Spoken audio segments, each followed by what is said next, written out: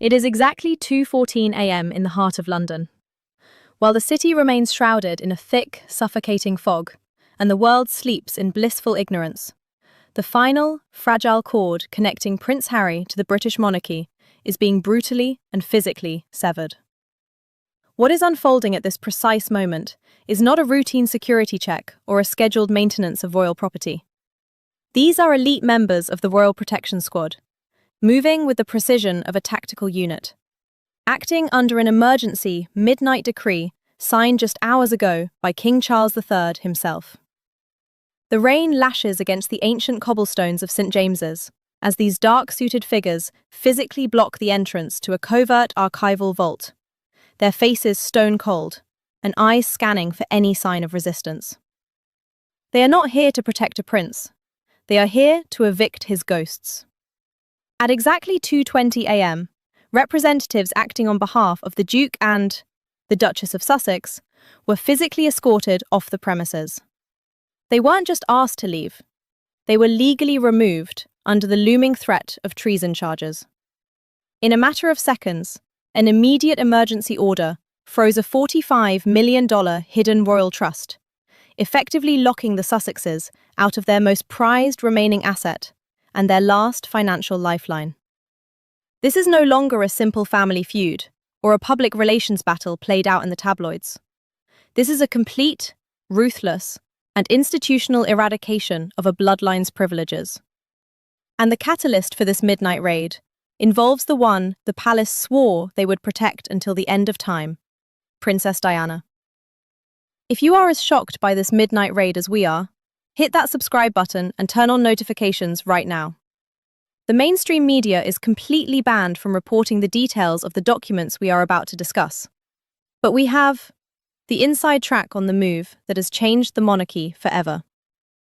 To understand the sheer violence and cold calculation of tonight's eviction, we have to pause the immediate drama and rewind the clock to exactly 72 days. The date was November 14th. The time was 4 p.m. Pacific Standard Time. Behind the imposing, heavy iron gates of their sprawling Montecito mansion, Prince Harry and Meghan Markle were hosting a closed-door meeting that would set the British Empire on a collision course with its own history. Sitting across from them were three high-powered literary agents flown in specifically from New York City, individuals known for brokering the kind of deals that reshape global culture. The air in the room was reportedly thick with the scent of high-stakes ambition. But what the Sussexes did not know was that the palace had never truly stopped watching. Embedded sources and high-level intelligence had been monitoring the Sussexes' financial movements for months. But what they discovered during this specific meeting sent shockwaves all the way to the granite walls of MI5 headquarters in London. The Duke and Duchess were not just pitching another memoir or a sequel to a documentary series. They were attempting to broker a multi-million-dollar syndication deal utilizing unauthorized, highly classified materials that the British government considered a matter of national heritage. They were trying to monetize the final, unredacted diaries of Diana, Princess of Wales. These are the documents that contain the raw, unfiltered, and deeply personal thoughts of a woman who was the most photographed person on earth, yet whose inner world remained a closely guarded secret of the Crown estate. These diaries were never meant to see the light of day. They were the private reflections of a mother, a princess, and a woman in turmoil. Yet in the hands of the Sussex camp, they had apparently become the ultimate bargaining chip to secure the future of their crumbling Hollywood empire. The betrayal felt by the royal family was not merely financial, it was deeply, agonizingly personal. For Prince William, these pages are not historical artifacts, they are the sacred remains of his mother's soul. To see them packaged for a streaming service or a global book tour was the final straw. For months, the intelligence services had been building a case, documenting every phone call, every leaked excerpt, and every digital footprint left by the Sussex legal team. This was a shadow war, fought in the dark corners of international copyright law and royal prerogative. The palace knew that if they didn't act with overwhelming force, the very foundations of the monarchy's privacy would be dismantled for profit. The diaries contain the deepest, darkest fears Diana harbored in her final months. Reflections on the state of the marriage, suspicions of the establishment, and names that have been scrubbed from the official history books for decades. By attempting to sell these ghosts, Harry had crossed a line from which there is no return. This brings us to the most damning piece of physical evidence in the history of the modern royal house. Inside the highly secured corridors of Buckingham Palace, within a room that requires 3 separate levels of biometric clearance, lies a document simply referred to as the Red Leather Dossier. It is a massive, imposing volume, bound in blood-red hide and embossed with the royal cipher. This dossier was not compiled by tabloid reporters or gossip columnists. It was painstakingly assembled over 6 grueling weeks by a team of Crown attorneys, constitutional scholars, and senior intelligence officers. It is a 150-page memorandum that outlines, in chilling detail, a direct and egregious violation of the Sovereign Grant Apportionment Clause 4B. This is an incredibly obscure piece of royal legislation, dating back to the reign of Queen Victoria in 1837, which expressly forbids any non-working member of the royal family from profiting off artifacts, ephemera, or written correspondence directly tied to the lineage of the reigning sovereign. The dossier proves that the Sussexes had already begun digitizing portions of the Diana archives in secret, utilizing a private firm to bypass royal historians. The legal team argued that this was not just a breach of contract, it was a theft of the Crown's intellectual and spiritual property. The Red Leather Dossier didn't just outline the crime, it provided the king with the ultimate executive weapon. Section 9 of the memorandum contained a draft for a new letters patent, a rare and powerful legal instrument that allows the king to exercise the royal prerogative to strip a family member of their archival privileges, titles, and trust access without the need for parliamentary approval or public debate. It is the legal equivalent of a nuclear strike within the family structure. The trap was set with surgical precision. The palace waited for the exact moment the Sussexes' representatives attempted to access the London vault to retrieve the physical diaries for authentication by the New York agents. They let the representatives enter. They let them believe they were safe. And then, as the clock struck midnight, the king's hand moved. The dossier was no longer a report.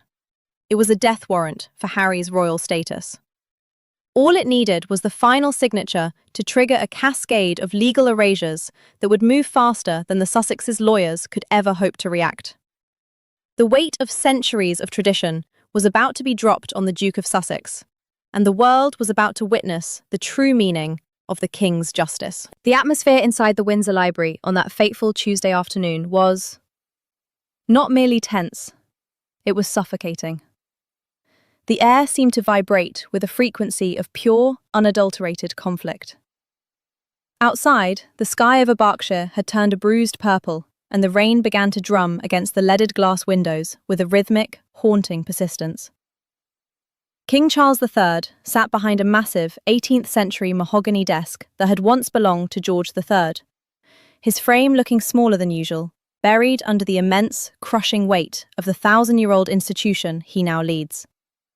He looked exhausted, his eyes rimmed with red, the skin of his face etched with the agonizing realization that his youngest son had finally pushed the monarchy into a corner from which there was no diplomatic escape. Standing across from him, pacing the length of the Persian rug like a caged predator, was Prince William. This was no longer the quiet, composed Prince of Wales the public sees at charity galas. This was the fiercely protective warrior heir, a man who had spent his entire life guarding the memory of his mother against the vultures of the world, only to find that the greatest threat was coming from within his own bloodline. According to a senior courtier who was present in the adjacent room and could hear the echoes of the confrontation, the prince's physical reaction was nothing short of terrifying. His knuckles were turned a stark, bone white as he gripped the back of a heavy leather chair, his fingers digging into the antique hide until the seams groaned. The veins in his neck were visibly pulsing with every heartbeat, and his voice, when it finally broke the silence, was a dangerous, vibrating baritone that seemed to rattle the very foundations of the library. He slammed a physical copy of the red leather dossier onto the king's desk with such explosive force that a crystal water glass, a delicate heirloom of the House of Windsor, rattled off its coaster and shattered across the floor. The pfft. The sound of breaking glass was like a gunshot in the silent room. "He is selling her ghost, Pa," William reportedly shouted, his voice cracking with a mixture of rage and profound grief. "He is no longer my brother. He has become a liability that will sink us all if we do not act now. If you do not sign this order today, if you do not end this here and now, I will bypass the family council and take this dossier directly to Parliament myself. I will let the government strip him of everything if you are too weak to do it." The king looked up at his eldest son, and for a long moment, silence reclaimed the room, save for the crackling of the fireplace. Charles saw in William the same iron-willed determination that had defined the late Queen. A cold realization that the survival of the crown must always outweigh the survival of the family. The king's hand, gnarled by age and the stress of his reign, reached for the dossier. There was no more room for reconciliation. There were no more back-channel negotiations or olive branches. The time for fatherly patience had expired, replaced by the cold, hard necessity of sovereign survival. The decision was made, not in anger, but in the grim recognition that Prince Harry had become a rogue agent, a man willing to trade the most intimate secrets of the dead for the currency of the modern age. At exactly 4:15 p.m., King Charles III picked up his royal fountain pen. The room was deathly quiet as he stared at the document before him, a piece of parchment that would effectively erase his son's heritage. With a heavy heart and a hand that visibly trembled, he signed the letters patent. In the inner circles of the palace, this document was immediately and chillingly dubbed the Frogmore Diana Directive. It was the legal equivalent of a trapdoor opening beneath the Sussexes' feet. The finality of this document is breathtaking in its scope and its cruelty. It didn't just freeze the $45 million trust that had been Harry's primary financial security. It legally declared that Prince Harry's name is to be permanently and irrevocably removed from the access registries of the Royal Archives of the Duchy of Cornwall. This was a move of profound symbolic and legal significance. In the eyes of the British state, he was no longer recognized as a legal custodian of his own mother's history. He was being stripped of his birthright to her memory, barred from the very documents that he had sought to monetize. The eviction that took place at 2:14 a.m., the one that saw security forces physically removing his representatives from the London vaults, was merely the physical manifestation of a deeper, spiritual banishment. The king had not just taken away a house or a bank account. He had legally deleted Harry from the inner sanctum of the palace. The directive was designed to be instantaneous. As soon as the ink was dry, the orders were relayed via encrypted channels to the Royal Protection Squad and the managers of the Royal Trust. The Sussexes' legal team in London was served with the notice within minutes, a move designed to paralyse their ability to seek an injunction. By the time the representatives arrived at the St. James Vault to secure the diaries for their New York deal, the locks had already been changed, and the legal authority they once carried had vanished. This was the monarchy operating at its most efficient and most ruthless. The message was clear. You can be a member of the family, or you can be a private citizen. But you cannot use the secrets of the crown to fund your life as a celebrity. The king had played his final, devastating card, and the impact was immediate. Across the Atlantic, in the quiet halls of Montecito, the phone calls began to go unanswered. The literary agents, sensing a legal firestorm of unprecedented proportions, began to distance themselves. The Sussexes found themselves suddenly isolated, cut off from the very source of their power. The palace had fortified its walls, and for the first time in his life, Prince Harry was truly on the outside, looking in at a world that no longer recognized him as one of its own. The red leather dossier had done its work, turning a prince into a pariah in the span of a single afternoon. But as the gates of Windsor were locked for the night, a new and even more dangerous shadow began to loom over the horizon. The immediate aftermath of the midnight raid left a silence in the Sussexes' California estate that was more deafening than any public outcry. The phone lines to New York went cold as the literary agents realized they were no longer dealing with a disgruntled royal, but with a man who had been legally disinherited from his own history. The freezing of the $45 million trust was a tactical strike designed to paralyze their operations, making it impossible to pay the retainers for the high-priced legal teams and publicists required to keep their brand afloat. In the high-stakes game of royal warfare, the king had not just moved a piece, he had flipped the entire board. But while the palace celebrates what they believe to be a total victory, they have overlooked one terrifying reality of the modern age. The red leather dossier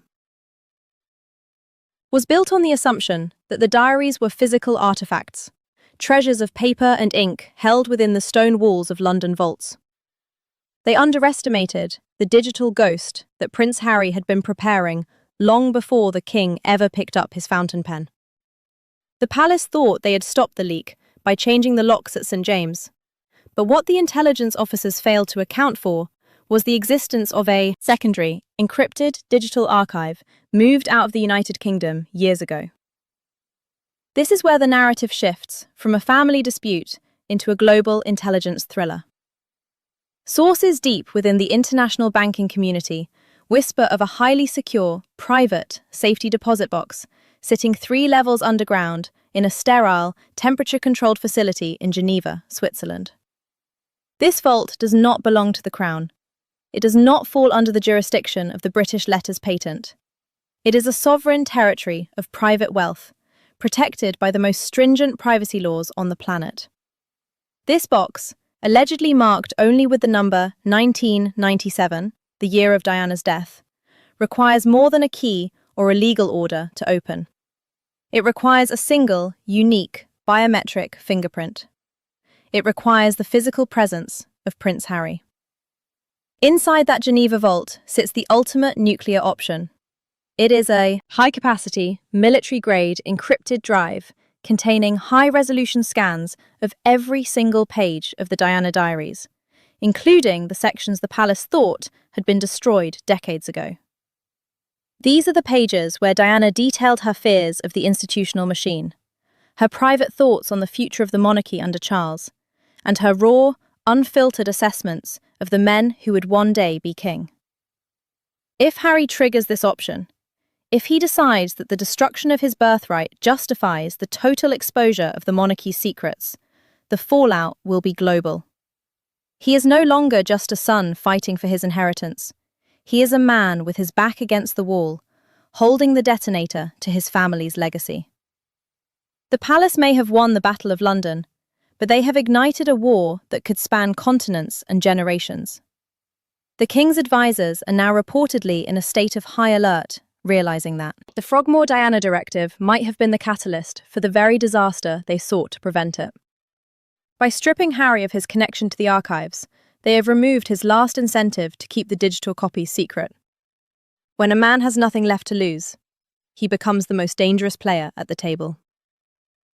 The legal finality of the midnight eviction has created a vacuum of power, and into that vacuum steps the threat of an unstoppable digital leak that no court order can retract. The question is no longer if the information will come out, but when, and how much damage it will do to the reign of King Charles III. The storm that began with a midnight raid in London is now gathering strength over the mountains of Switzerland, and the world is watching, waiting to see if the Duke of Sussex will press the button. The tension between the brothers has moved past the point of no return. Prince William has made it clear that he views Harry not as a sibling, but as a traitor to the memory of their mother. The shattered glass in the Windsor Library was the final sound of a relationship breaking beyond repair. As the king moves to consolidate his power and secure the future of the crown, he must now face the reality that his youngest son holds a digital sword of Damocles over his head.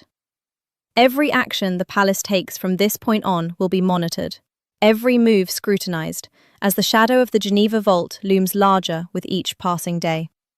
This is the new reality of the British monarchy, a 1,000-year-old institution caught in a digital age standoff with its own blood.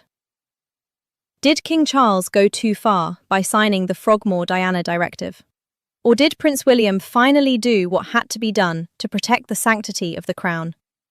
The lines have been drawn in the sand, and the stakes have never been higher. Let us know your thoughts in the comments below, because the world is divided on whether this was an act of justice or an act of institutional cruelty. If you want to stay ahead of the curve as this royal Cold War turns hot, make sure to hit that subscribe button and turn on notifications immediately. We are monitoring the situation in Geneva and the movements within the palace 24 hours a day. When that vault opens, when the biometric lock clicks and the digital files are released, we will be the first to show you exactly what is inside and how it will change the face of the monarchy forever. Don't miss the next update in this unfolding saga. Subscribe now and join the conversation.